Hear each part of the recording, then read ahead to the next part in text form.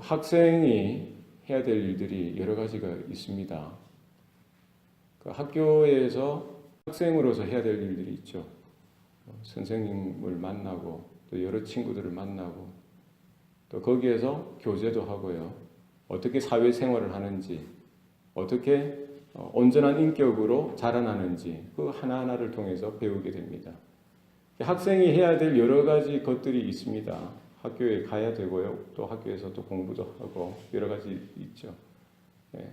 학생이 학교에서 놓치지 말아야 할 것이 뭡니까? 여기에 이제 지식을 전달받고요. 스스로 공부하고 또 인생을 알아가는 것입니다. 왜 내가 공부하는지, 무엇을 공부해야 되는지, 어떻게 해야 하는지. 그러니까 억지로 해서 선생님이나 누군가가 부모님이 공부해라 억지로 해서 하는 것은 별 효력이 없죠. 스스로 내가 왜 이것을 해야 하는지, 이것이 왜 내게 필요한지, 그래서 자발적으로 스스로 이렇게 하는 것이 중요합니다. 어떻게 억지로 다 시키겠어요? 그러니까 우리 자녀들이, 특히 학생들이, 이건 어린 학생이든 나이 든 학생이든 똑같죠. 이게 왜 내게 필요하고 내가 왜 이것을 해야 하는지 여기에 대해서 좀 이렇게 익사이팅하게 이것을 꼭 해야 되는 거구나. 이것이 나에게 필요한 것이구나. 거기에서 뭔가 좀 이렇게 얻는 거죠. 지식뿐만 아니라 하면서 이런 기쁨을 얻는 거예요. 공부를 통해서 이것이 이런 거구나. 이런 뭔가 희열을 얻고요. 이런 차원에서 돼야 사실은 학생으로서 제대로 그 학생의 신분을 다하는 거죠. 우리 신앙생활도 그렇습니다. 우리 신앙생활도 해야 될 것이 많죠. 교제도 해야 되고 봉사도 하고 헌신도 하고 선교도 하고 전도도 하고 여러 가지 해야 될 것들이 많습니다만 우리 성도들이 반드시 늘 무엇을 하든지 놓치지 말아야 할 것이 무엇입니까? 우리가 하나님을 경험하는 삶이 되어져야 된다는 거예요. 특별히 모든 삶에 있어서 우리는 하나님을 경험할 수 있습니다. 또 경험을 해야 됩니다. 그러나 특별히 어디에서 우리는 하나님을 경험해야 됩니까? 예배 가운데. 드려지는 모든 예배 가운데 우리가 하나님을 만나고 하나님의 임재를 경험하고요. 하나님의 존재에 대해서 하나님이 누구신지 그분의 신적인 성품이 어떠한지 그 말씀을 통해서 예배를 통해서 기도와 찬양의 모든 시간들을 통해서 우리는 하나님을 경험해야 됩니다. 그래서 억지로 신앙생활하는 것은 얼마나 고단하고 힘든지 몰라요. 억지로 누군가가 시켰기 때문에 누군가가 이렇게 지켜보기 때문에 하는 신앙생활은 결코 의미가 없습니다. 그렇지 않겠어요? 우리 자녀들이 공부하는 거랑 똑같죠. 부모가 시켜서 부모가 지켜보기 때문에 교사가 선생님이 너 이거 왜 안 해? 지켜보기 때문에 하는 공부는 별 의미가 없는 거예요. 공부를 통해서 뭔가를 탁 이렇게 만나듯이 찾고 깨닫듯이 우리 예배 중에 우리 신앙의 삶도 그렇습니다. 다른 건 몰라도 하나님의 임재가 우리의 기도와 찬양과 예배 가운데 또 그 예배의 울타리를 넘어서 우리의 모든 삶의 영역에 이르기까지 우리가 어디에 있든지 우리가 서 있는 그 자리에서 하나님의 임재를 우리가 경험하고 하나님을 알아가고 우리의 영적인 신앙의 삶이 더욱더 풍성해져가는 그런 은혜가 우리 가운데 있어야 할 줄로 믿습니다. 이스라엘 백성들이 430년 동안 종살이할 때 하나님께서 그들을 찾아가십니다. 모세를 보내시죠. 그들에게 주신 메시지가 뭡니까? 너희들이 광야에서 나를 예배하리라. 다른 것을 주신 것이 아닙니다. 왜 그들을 구원하셨습니까? 왜 그들에게 자유를 허락해 주셨습니까?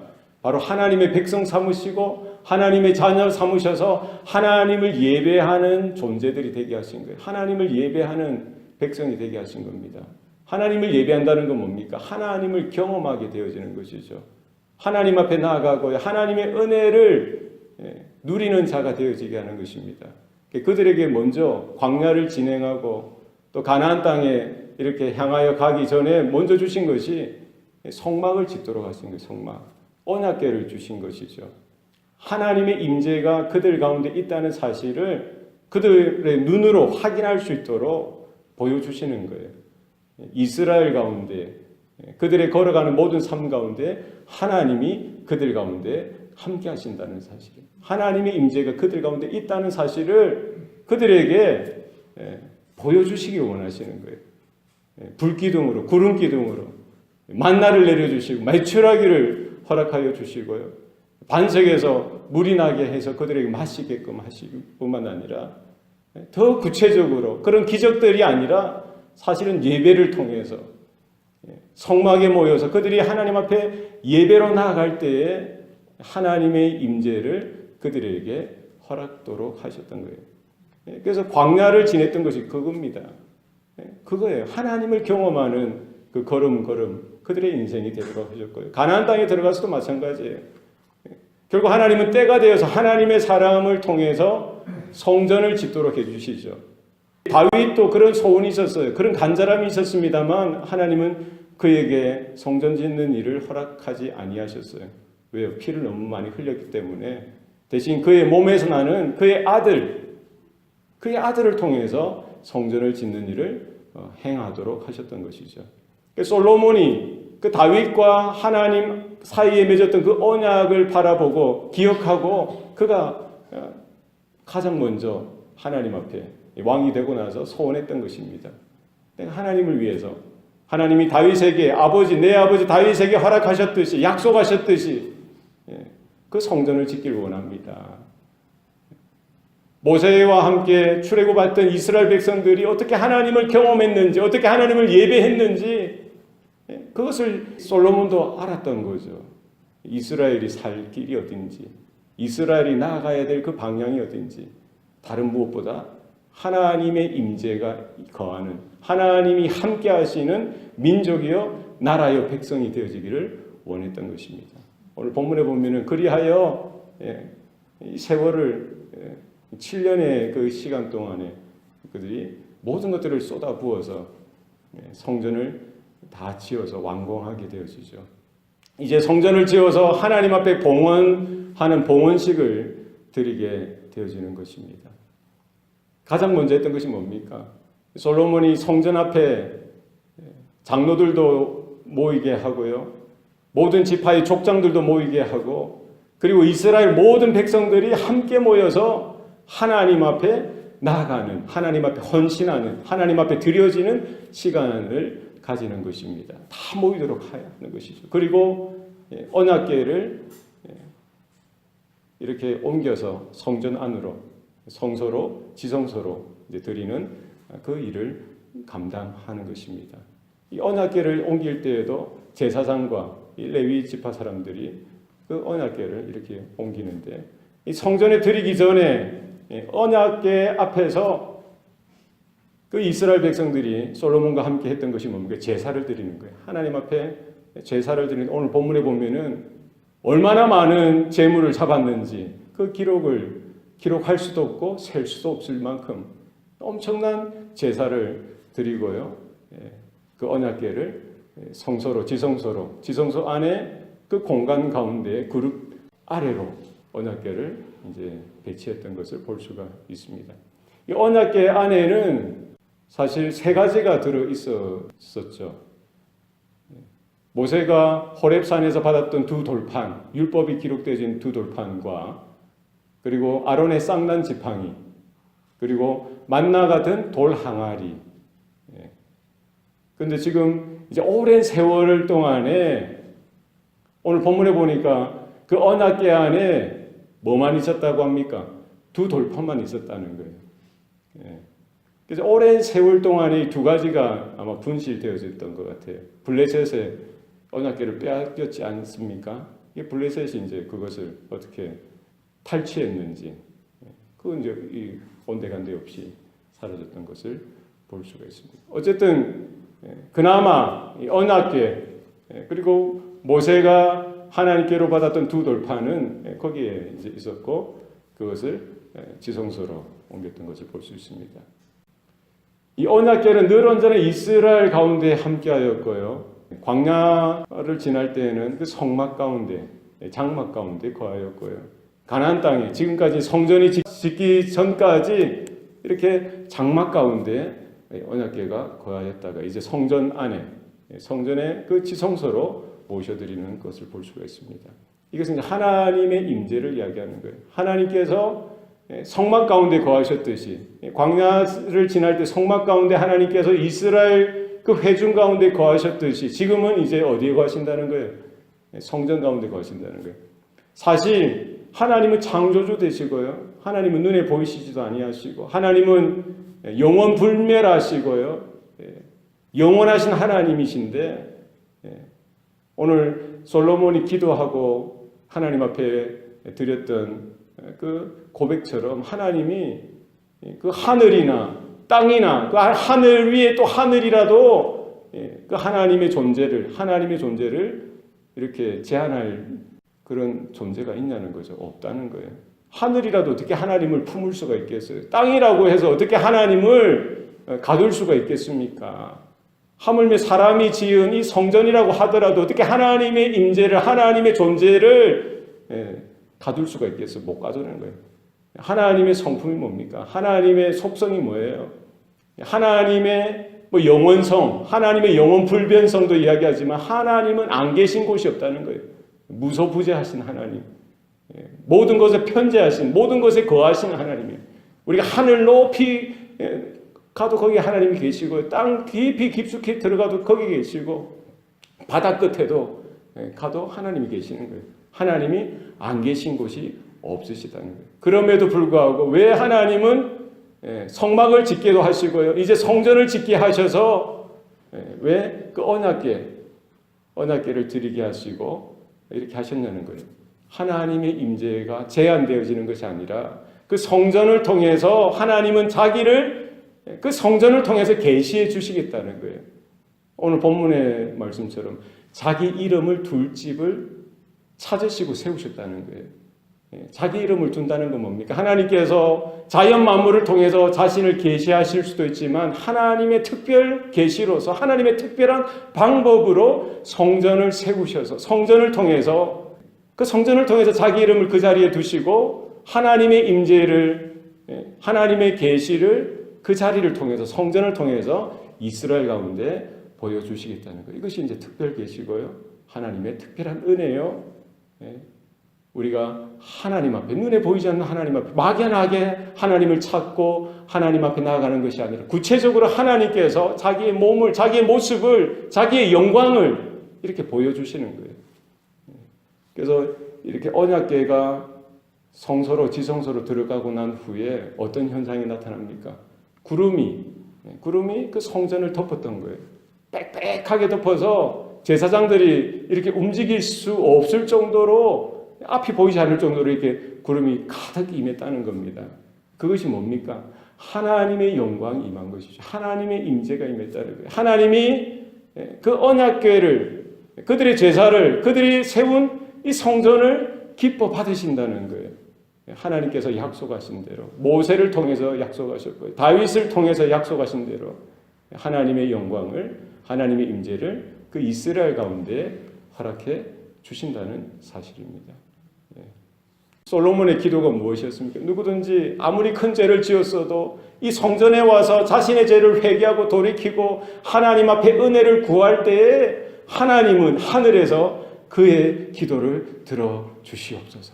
이방인이라고 할지라도 하나님에 대해서 소문을 듣고 나와서 자신들의 죄악된 행실을 회개하고 돌이켜서 하나님을 찾고 하나님께 기도할 때 하늘에 계신 하나님은 그 이방인의 기도도 하나님 들어주시고 그들도 그 언약 가운데 예배자로서 세워질 수 있게 해달라고 솔로몬이 이렇게 기도했던 것을 볼 수가 있는 것이죠. 이제 모든 이스라엘 백성들은요, 그 성전 제사를 통해서 이제 하나님의 임재를 더 구체적으로 경험할 수 있게 되어졌고요. 하나님의 은혜를 경험하고 하나님의 구원을 경험하는 길이 열려지게 되어진 것입니다.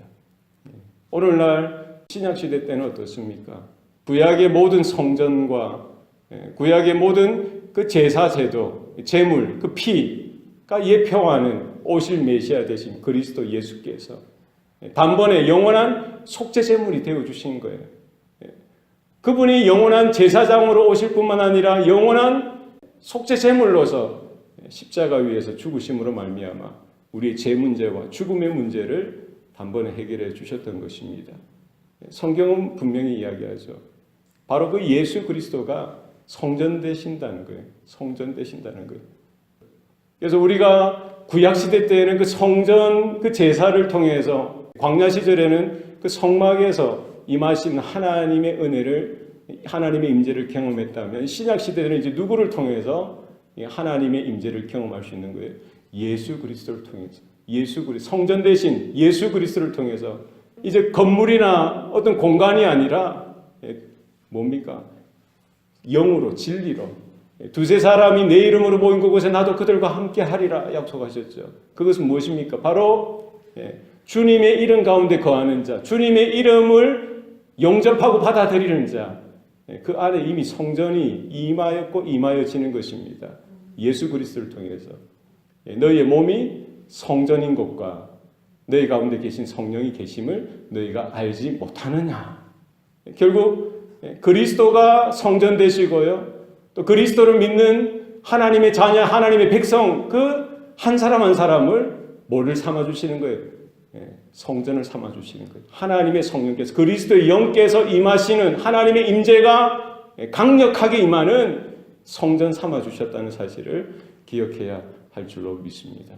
솔로몬 시대에 그때 이스라엘 백성들이 얼마나 감동하고 얼마나 하나님의 영광에 압도하여서 그 은혜 가운데 거했겠습니까? 기도가 터져 나오는 거예요. 찬양이 터져 나오는 겁니다. 예배가 아주 감격 가운데 하나님의 영광과 능력 가운데 드려지는 겁니다. 그 하루 이틀 1시간, 2시간 예배하는 것도 아니고요. 오늘 몇 시간을 예배한 거예요. 1시간 예배하고 끝나는 거 가는 겁니까? 아닙니다. 7일, 또 7일, 14일 동안 내내 하나님 앞에 예배하는데요. 소만 22,000마리, 양만 12만 마리를 잡아서 드리는 거예요. 엄청난 예배의 행렬이 순간들이, 시간들이 드려지는 겁니다. 시간에 구애받지 않죠. 공간에 구애받지 않습니다. 하나님의 강력한 임재 가운데, 영광 가운데 그들이 예배자로 온 백성이 그 자리에 거하는 거예요. 이 구약의 그 예배의 영광도 이 정도라면 그 성전의 본체 대신 언약의 실체 대신 그리스도께서 오셔서 그 그리스도의 영이 그 하나님의 자녀 가운데 강력하게 임하시고 임재하셨다면 지금 우리가 그리스도 성전 대신 그리스도를 통해서 하나님 앞에 드려지는 예배는 얼마나 더 영광스럽겠습니까? 얼마나 더 감격스럽고 얼마나 더 하나님의 그 임재와 능력 가운데 압도당해야 마땅하겠어요. 그렇지 않겠습니까? 만약에 이것이 되어지지 않는다면 문제가 어디 있냐는 거예요. 우리 안에 있다는 거예요. 내 안에 있다는 거예요. 날마다 우리가 예수의 보혈로 우리의 마음에 뿌림을 받아서 우리의 악한 양심이 하나님 앞에 온전하게 날마다 새로워져서 하나님이 받으실 만한 그와 같은 예배의 모습이 우리 가운데 있기를 소원합니다. 우리 몸이 하나님 앞에 드려져야 되고요. 우리의 마음이 하나님 앞에 드려져야 되고요. 우리의 모든 생각과 말과 행함이 하나님 앞에 온전히 드려져서 이제는 어떤 소나 양이나 염소의 그런 피가 아니라 예수의 보혈로 그 자리에 또 그 죽으심 앞에 우리도 함께 참여되어지고 함께 장사되어지고 이제 내 자아가 죽고 나의 이런 본심이 육체의 정욕이 죽어지고 정말 하나님의 은혜만 살아나며 하나님의 능력과 영광만 드러나면 그와 같은 복된 예배 또 예배자로서 세워지는 저와 여러분의 삶이 되시기를 축원합니다. 기도하시겠습니다. 살아계신 아버지 하나님, 오늘도 은혜 주시니 감사합니다. 구약의 솔로몬 그 성전을 통해서 임하신 하나님의 영광을 우리가 바라보았습니다. 그때도 얼마나 감격스럽고 놀라운 그런 순간이었겠습니까? 또 뿐만 아니라 그 성전의 실체 대신, 본체 대신, 성전 대신 그리스도께서 또 이곳에 우리와 함께 하신다는 분명한 사실을 깨달을 수 있도록 우리의 영안을 열어 주시옵소서. 우리의 예배가 어떤 사람의 모습이 아니라, 건물이 아니라, 모인 사람의 형편이 아니라 하나님의 영이, 그리스도의 영이 우리 가운데 가득 임하게 하여 주셔서 하나님의 임재 가운데 더 깊이 나가는 우리의 모습이 되게 하여 주시옵소서. 오늘 하루도 또 하나님께서 함께 하시고 어디에 있든지 또 하나님의 그 은혜 가운데, 주님의 그 임재 가운데 우리가 함께 있게 하시고 주님과 동행하는 복된 하루가 되도록 주장하여 주시옵소서. 감사드리고 예수님 이름으로 기도합니다. 아멘.